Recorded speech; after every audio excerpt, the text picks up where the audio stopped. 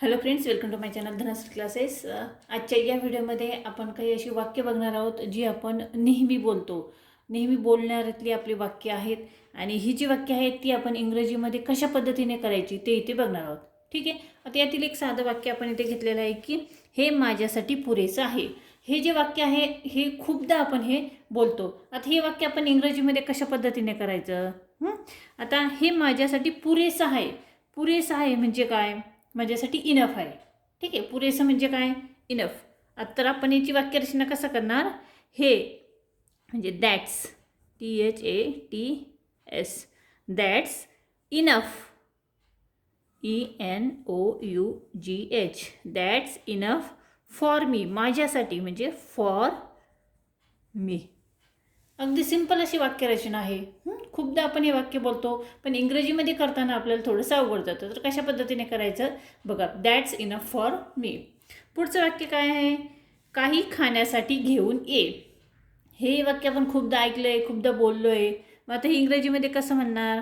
खाण्यासाठी घेऊन ये म्हणजे ऑर्डर दिलेलं आहे. तर ऑर्डर दिली म्हणजे आपण कसं लिहिणार?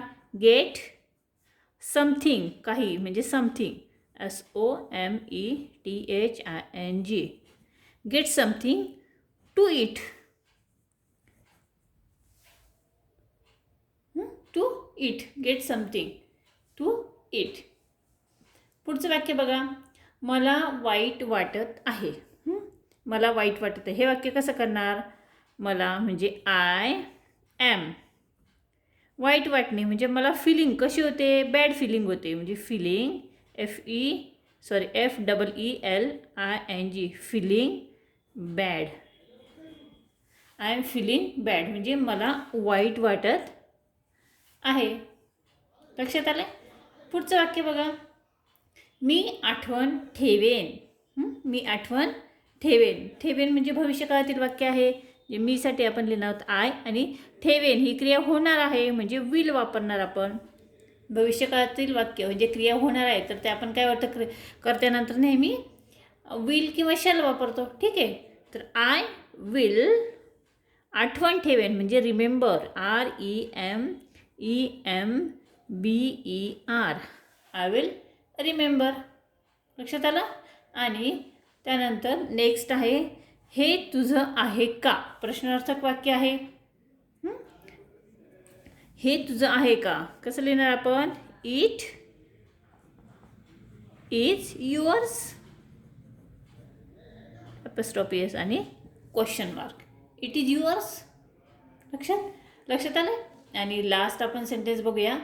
कोणीही आलं नाही. हे वाक्य आपण कसं करणार? कोणीही आलं नाही म्हणजे नो बडी. कोणीही, नो बडी केम. नोबडी केम, NOBODYCAME, फुल स्टॉप. ठीक आहे. अगदी सोपी वाक्य आहे. आपण 6च वाक्य इथे बघितलेले आहेत. ठीक आहे.